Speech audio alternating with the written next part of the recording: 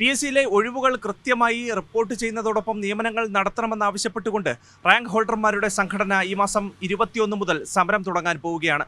നേരത്തെ ജെൻസി സ്ട്രൈക്ക് മാതൃകയിൽ സെക്രട്ടേറിയറ്റിന് മുന്നിൽ വലിയ സമരപരിപാടി സംഘടിപ്പിച്ചിരുന്നു.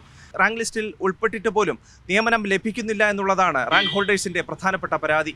ഉദ്യോഗാർത്ഥികൾക്ക് വേണ്ടി all Kerala PSC driver rank holders coordination committee ആദ്യഘട്ടത്തിൽ സമരത്തിനിറങ്ങും. പരിപാടിയിലേക്ക് CJP നേതാവ് അഭിജിത്ത് ദീപ്കയെ ക്ഷണിക്കുമെന്നും സമരസമിതി കോർഡിനേറ്റർമാർ വ്യക്തമാക്കിയിട്ടുണ്ട്. ഉദ്യോഗാർത്ഥികൾ ജെൻസി സ്ട്രൈക്ക് നടത്തിയപ്പോൾ PSCയിലെ പിൻവാതിൽ നിയമനങ്ങൾ അവസാനിപ്പിക്കണമെന്നതടക്കമുള്ള ആവശ്യങ്ങൾ മുന്നോട്ട് വച്ചിരുന്നു. വർഷങ്ങളുടെ കാത്തിരിപ്പിന് ശേഷമാണ് ആയിരക്കണക്കിന് ഉദ്യോഗാർത്ഥികൾ PSC ഡ്രൈവർ റാങ്ക് ലിസ്റ്റിൽ ഉൾപ്പെട്ടത്. 25ഓളം വേക്കൻസി തിരുവനന്തപുരത്ത് തന്നെ ഉണ്ട്. ഞങ്ങളുടെ ലിസ്റ്റ് തീരാൻ ഇനി 2 മാസമേ ഉള്ളൂ.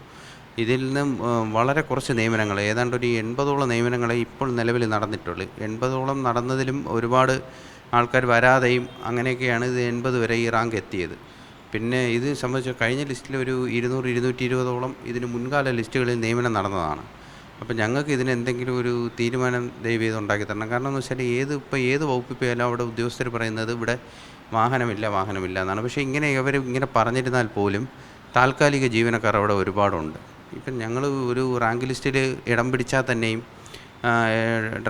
പരീക്ഷ കഴിഞ്ഞ് ഡ്രൈവിംഗ് ടെസ്റ്റ് പാസ്സായി എല്ലാം കഴിഞ്ഞ് മെഡിക്കൽ ചെക്കപ്പ് എല്ലാം കഴിഞ്ഞിട്ട് ഞങ്ങൾ അവിടെ പോയി ഓരോ ഉദ്യോഗസ്ഥരുടെ അടുത്തും പോയി കണ്ട് വീണ് അപേക്ഷിച്ചാണ് വേക്കൻസി PSCയിലോട്ട് റിപ്പോർട്ട് ചെയ്യുന്നത്. PSCയിൽ ഒരു 21ഓളം മെമ്പർമാരുണ്ട്. ഇവർക്ക് എന്താണ് ജോലി നേട്ടാൻ ഞങ്ങൾക്കറിയില്ല. കാരണം ഒരു 2-2 ലക്ഷം രൂപ ശമ്പളം കൈപ്പറ്റുന്നവരാണ്. ചെയർമാൻ അടക്കം 21 പേരുണ്ട്.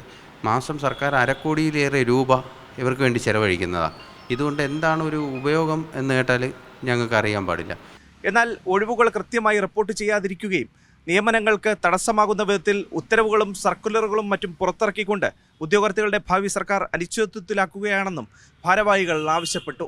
LPST റാങ്ക് ഹോൾഡർമാരുടെ സംഘടനയും UPST റാങ്ക് ഹോൾഡർമാരുടെ സംഘടനയും ദിവസങ്ങളോളം സമരം നടത്തി. സർക്കാർ അനുകൂല തീരുമാനം പ്രഖ്യാപിക്കുന്നതും കാത്ത് സമരക്കാർ ഇപ്പോഴും സമരപ്പന്തലിലുണ്ട്. വൈകാതെ തന്നെ അവരുടെ ആവശ്യങ്ങളും കൃത്യമായി പരിഗണിക്കുമെന്നുള്ളതാണ് മനസ്സിലാക്കാൻ കഴിയുന്നത്.